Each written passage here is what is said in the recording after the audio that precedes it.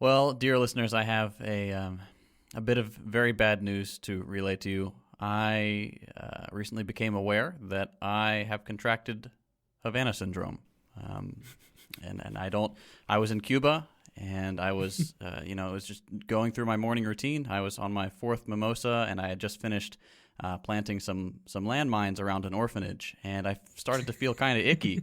And I, sure enough, I determined that it's Havana syndrome. I've been shot with a deadly Cuban brain ray, and I probably need advanced healthcare for free for this. So just wanted to let you guys know, keep you in the loop.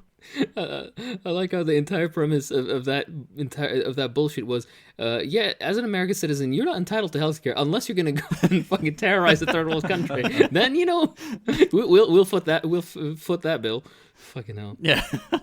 I really hope whatever state apparatus of the countries that I stay in adopts the same thing, because finally my degenerate alcoholism can turn into a real disability, and I can retire and not have to do this goddamn podcasting thing anymore. I will force Hakeem and JT to pay off disability payments to me, and they will not be able to fight it because they're communists, and I will make sure they're canceled everywhere. So it just works so well for me. Thank you, CIA. That's the big brain play. Big brain. Exactly right. So the biggest recent L of the CIA has basically been Havana these nuts. That's what we have to share. I'm sorry, actually, very specifically, they just said the Havana not getting these nuts, which we can. Yeah, exactly right. Yeah. For those who are unaware, there was a conspiracy theory of sorts that was actually endorsed by the American government. That Cuban officials or Cuban intelligence agencies and the government had used some special brain ray or some fucking bullshit, some 1950s cartoon bullshit to basically, was this supposed to just make them feel bad, or was it supposed to cause heart attacks? I don't know what the fuck it was. They couldn't describe it. They said that it just had, vague feelings of sickness or of, discomfort, and the symptoms varied by person, so it's very hard to nail down exactly what this ray does. But so it's obviously just these dudes who maybe grew a conscience for, murdering these people in foreign lands. But no, it's surely it's got to be like a death ray. Yeah, exactly right. Basically, what they're saying is that the Cubans have developed a death note, and they say there's no innovation under socialism. Sorry, you're going to say something. No, you're fine. And it's not even just like these commandos or these big CIA or foreign intelligence officers. It's these people that like work all day, all night in their office in whatever embassy in whatever developing country they've been placed in, that obviously fucking probably despise their job, and they just want to go back to Wisconsin and see their fucking dog or whatever.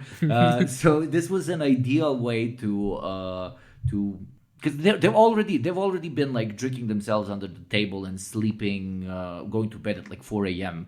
and their body and stress levels were already off the charts. So why not just tell your superior, hey, dude, I heard this Havana syndrome thing. I probably have it. And when they test them, literally their body is basically decaying, but not because they have Havana syndrome, but because the life in American bureaucracy would lead anybody to such a lifestyle. So it ended up kind of, maybe, we shouldn't be too harsh on it. Maybe it led to some people getting saved from a career in a cubicle over in Peru or something. Sorry, I just wanted to look this up if there's anything for those who are unaware. This website called PubMed, and it's like a National Library of Medicine and whatnot related part in the US, and you can look up basically medical research. And I just wanted to see if they have anything written on Havana syndrome. And the first article that comes up, the first bit of research that comes up is challenging the diagnosis of Havana syndrome in quotation marks as a novel clinical entity. That's science speak. That's science speak for Havana syndrome is bullshit, and here's why. Oh fuck! No, hold on. There's another one. There's a 2018 study titled "Neurological Manifestations Among Us." Really, it says among us. Havana syndrome manifestations. It says neurological manifestations among U.S. government personnel, but among and U.S. Havana Amogus. fucking- I see Havana everywhere. Bruda, there is the Havana Amogus. Havana. Hold on. Findings. In this case series of 21 individuals exposed to directional, audible, and sensory phenomena, a constellation of acute and persistent signs and symptoms were identified in the absence of an associated history of blunt head trauma. Are you sure about that? Following exposure, patients experienced cognitive, vestibular, and oculomotor dysfunction, along with auditory symptoms, sleep abnormalities, and headache. Okay. Hold on. Do they have Literally depression. They just have They're depression. hungover. Or have They're just hangover. hungover. Yeah, exactly. Oh, it's fucking phenomenal. It's so insane that even the CIA itself had to go back on it. It's like, okay, State Department, I know you really want to push this thing, but this is too much even for us. Literally death rays, fucking brain scramblers. Trust us. I mean, if there's one organization on planet Earth that we should trust when it comes to them saying brain scramblers don't work, is the CIA, because trust me, friends, they fucking tried to make this shit. They have tried.